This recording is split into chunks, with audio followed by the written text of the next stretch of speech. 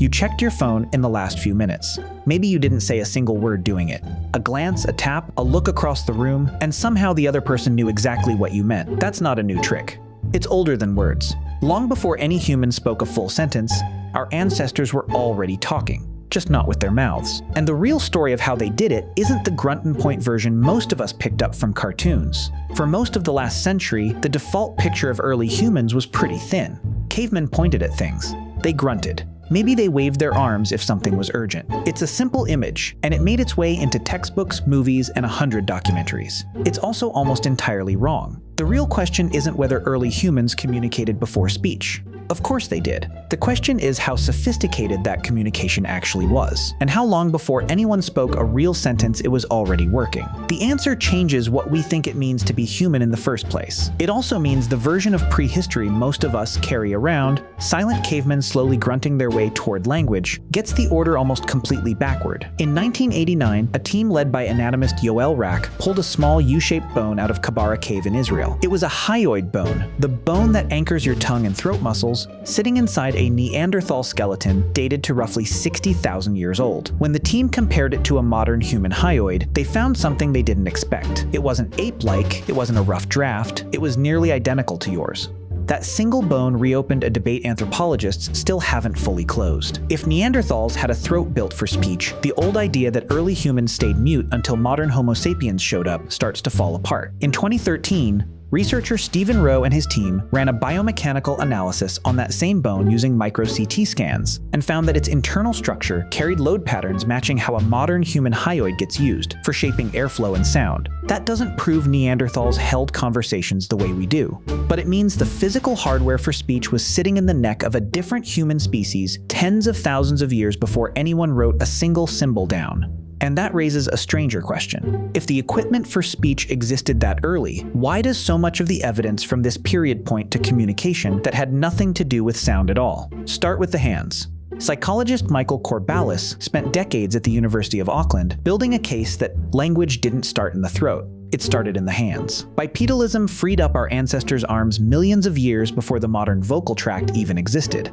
Primates already had strong voluntary control over their hands and almost none over their vocal calls. A chimpanzee can decide to reach for a branch. It can't decide to bark on command the same way. Corballis argued that gesture, not sound, was the first real communication system with structure. Pointing, miming, showing exactly what you meant with your body. Think about what that actually means. Before a single word existed, an early hominin could already show a companion how to grip a stone tool, where water was, which direction a herd had gone. That's not primitive noise-making. That's communication with something like grammar already built into the motion it left evidence to. At Blombos Cave in South Africa, archaeologist Christopher Henshelwood and his team recovered pieces of red ochre carved with deliberate cross-hatched lines, one dated to about 73,000 years old, with related engraved pieces stretching back as far as 100,000 years. Under magnification, the cuts weren't random scratches. They showed a consistent pattern, made by someone holding a stone point in one hand and pressing lines into the pigment with real control.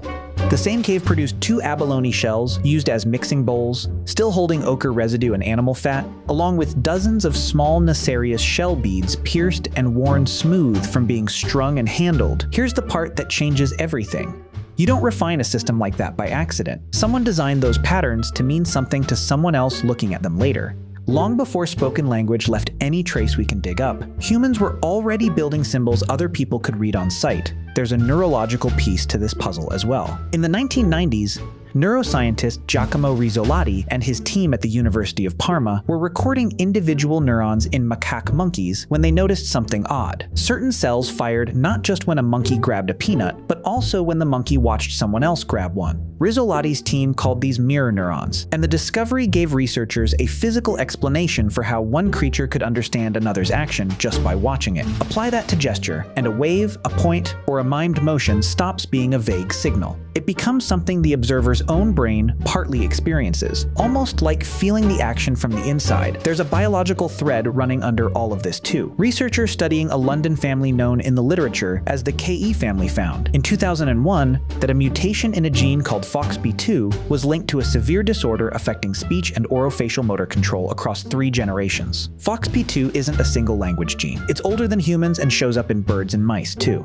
But in humans, it appears tied to the fine motor coordination speech depends on, which means the biological groundwork for spoken language was being laid down long before anyone used it to speak. But there's a story from this same era that got told with more confidence than it probably deserved, and it says something uncomfortable about how badly we want early humans to feel familiar to us. In the 1950s, archaeologist Ralph Selecki excavated Shanidar Cave in Iraqi Kurdistan and uncovered the remains of 10 Neanderthals. Around one skeleton, cataloged as Shanidar 4, soil samples turned up dense clusters of pollen from wildflowers, including yarrow, cornflower, and grape hyacinth. French palynologist Arlette Leroy-Gourhan concluded the body had been laid on a bed of flowers on purpose. For decades, that flower burial became a headline case for Neanderthal grief, proof that a species without spoken language could still hold funerals, mourn its dead, and pass meaning to each other without a single word. Modern science has only recently started picking that story apart. A 2023 re-examination of the site's sediments found no clear-cut or stratigraphic marker indicating a deliberate grave around Shanidar 4 at all.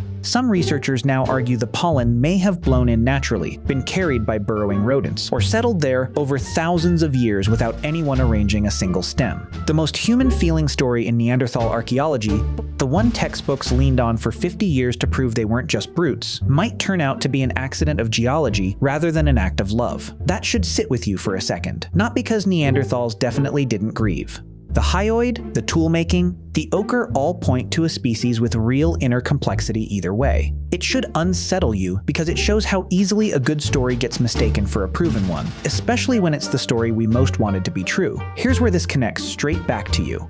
Anthropologist Robin Dunbar has a theory about why any of this communication needed to exist in the first place. Apes and monkeys hold their groups together through grooming, picking through each other's fur for hours every day. It works, but it doesn't scale. Dunbar's research suggests that once early human groups grew past a certain size, somewhere around 150 people, physical grooming alone would have eaten up close to half of every waking day just to maintain the social bonds holding the group together. His argument is that talking, first through gesture and later through sound, became a cheaper version of grooming. You can reach several people at once with your voice while your hands stay free to carry a spear or a child. In Dunbar's own studies of modern conversation, more than 2/3 of what people talk about isn't politics or philosophy. It's who did what to whom, plain social information, the same currency apes trade in fur. You're still running that program. Every text you send instead of walking over to someone, every post you check from a friend of a friend is a low-effort, modern version of the exact thing a Neanderthal did with a raised hand or a look across a fire. The tool changed completely. The reason it exists never did. Somewhere between a bone shaped for sound and a hand shaped for meaning, we became the one species that needed both. Long before anyone spoke the first sentence, someone was already being understood. If you want more stories from before anyone had the words for them, stick around.